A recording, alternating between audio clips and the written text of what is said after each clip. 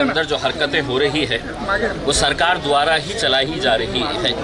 Police का कैसे इस्तेमाल किया जा रहा है, बहुत दुर्भाग्य के साथ ये कहना पड़ रहा है। आज महाराष्ट्र में जो जाति, धर्म और मज़हब की दीवारें खड़ी की जा रही है, जो दंगा भड़काने की कोशिशें की जा रही है, जो स्टेज के ऊपर खुलेआम मुसलमानों को गालियां दे रहे हैं, ये धमकी दे रहे हैं कि हम मस्जिदों में घुस कर मारेंगे, तो क्या ये क्रिमिनल एक्ट नहीं है? क्या इसके ऊपर कार्रवाई नहीं होनी चाहिए? नहीं हो रही है। इस वजह से हमने ये फैसला किया कि हम मुंबई तक जाएंगे और महाराष्ट्र की सरकार, विशेषकर मुख्यमंत्री एकनाथ शिंदे साहब, जिन्होंने उस रामगिरी का समर्थन करते हुए ये कहा था की तुझ्या केशालाही आम्ही हात लावू देणार नहीं, म्हणजे इसका मतलब ये है कि जो मानसिकता इस रामगिरी की है वही मानसिकता लेके महाराष्ट्र के मुख्यमंत्री अगर काम कर रहे हैं तो हम उन्हें ये एहसास दिलाने के लिए जा रहे हैं कि ये देश चलेगा तो कायदे के हिसाब से, ये राज्य चलेगा तो कानून के हिसाब से चलेगा। यहाँ पर आप संविधान के हिसाब से कार्य करिएगा, उसमें इस तरीके से किसी एक जाति, एक धर्म के हिसाब से काम मत करिएगा। अस्सलाम वालेकुम वरहमतुल्लाहि वबरकातुहू। दोस्तों, जैसा कि आप लोग कई दिनों से न्यूज़ में देख रहे होंगे कि 23 तारीख को औरंगाबाद से एक रैली निकलने वाली थी, जो रामगिरी महाराज खबीस ने जो अपशब्द कहे थे उसको लेकर कई FIR दर्ज किए गए थे। बहुत सारे लोगों ने इसकी रिक्वेस्ट भी की, लेकिन सरकार जो है कान में तेल डालकर पड़ी हुई थी, कुछ सुनवाई नहीं हो रही थी। तो इम्तियाज़ जलील साहब की रहनुमाई में एक रैली निकाली गई है 23 तारीख को।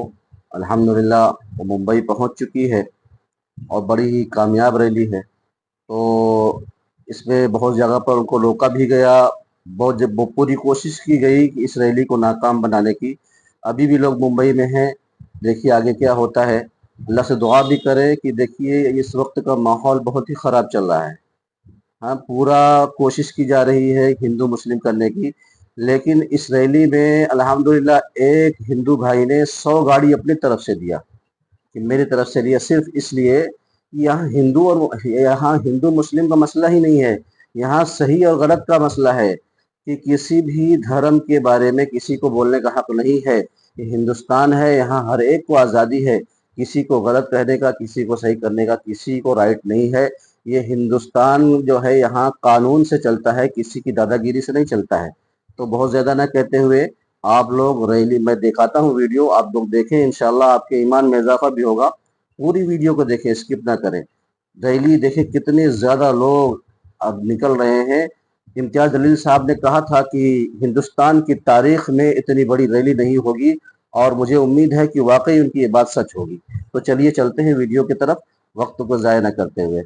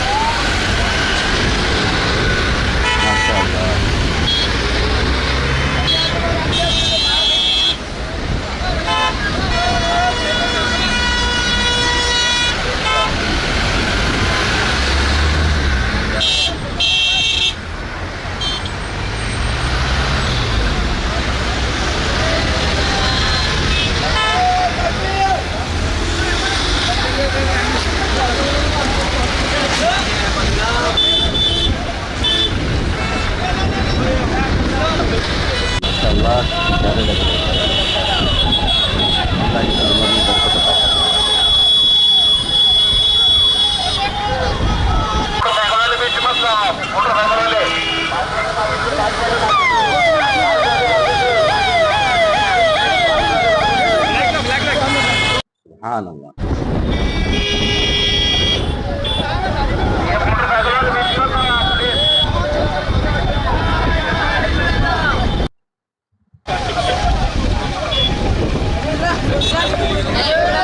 क्या भाऊ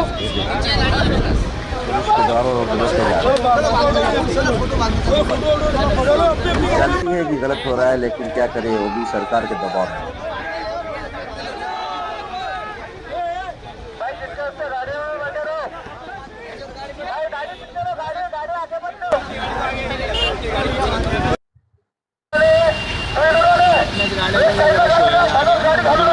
छोड़ा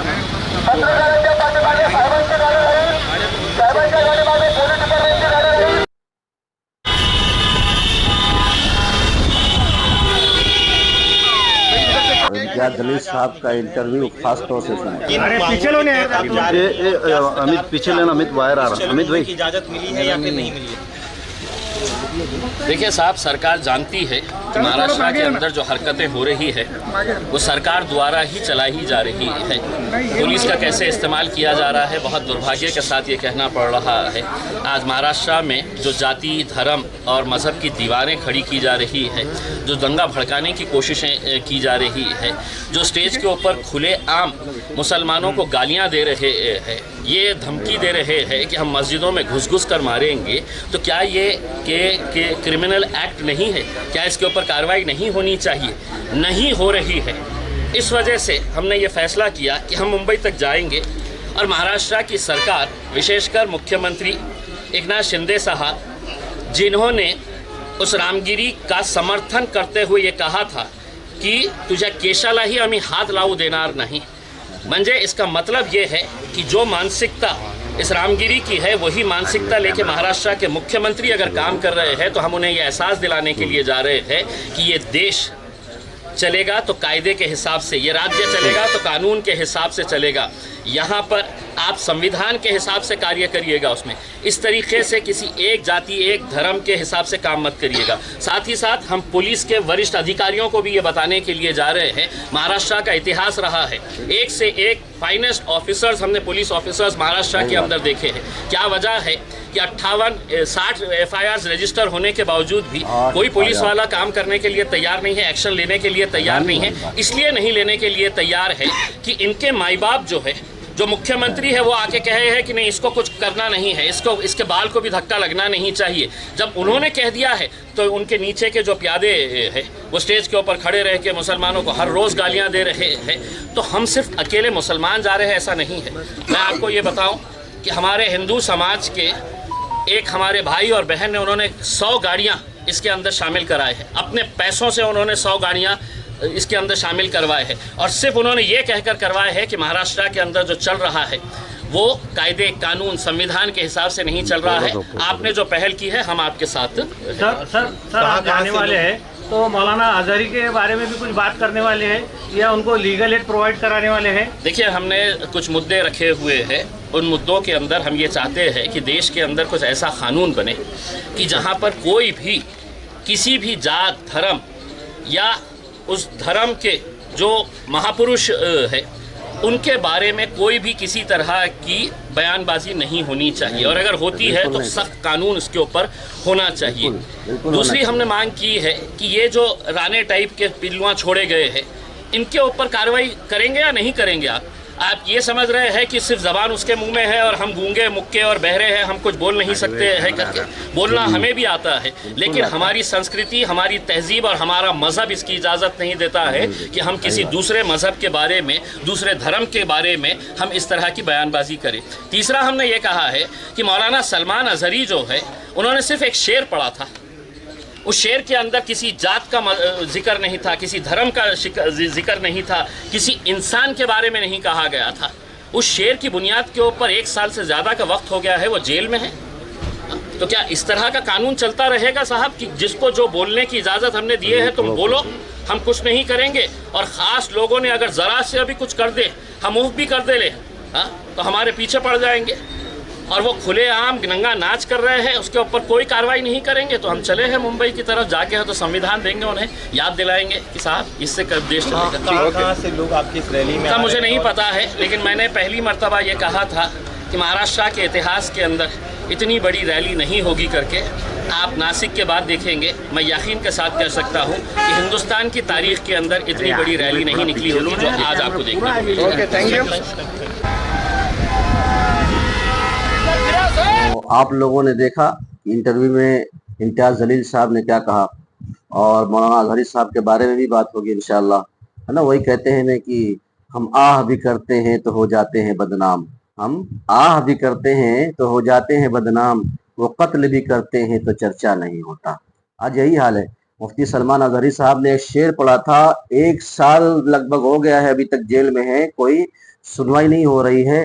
ये खुलेआम हमारे नबी को गालियां दे रहे हैं और हम कुछ नहीं कर पा रहे हैं। तो मेरे दोस्तों, हमारे बस में जितना है, ये हिंदू मुस्लिम नहीं, ये सबका है, किसी का नहीं। ये हमारी जिम्मेदारी बनती है कि जो भी गलत करता है उसको खड़े होकर के रोके। तो हमारे बस में यह है कि हम इस वीडियो को ज़्यादा से ज़्यादा लोगों तक पहुंचाएं, ताकि जो है पता चले लोगों को कि क्या माहौल चल रहा है इस वक्त हिंदुस्तान में, ख़ास तौर से महाराष्ट्र का। तो आपसे रिक्वेस्ट है कि वीडियो को ज़्यादा से ज़्यादा शेयर करें। अस्सलामु अलैकुम वरहमतुल्लाहि वबरकातुहू।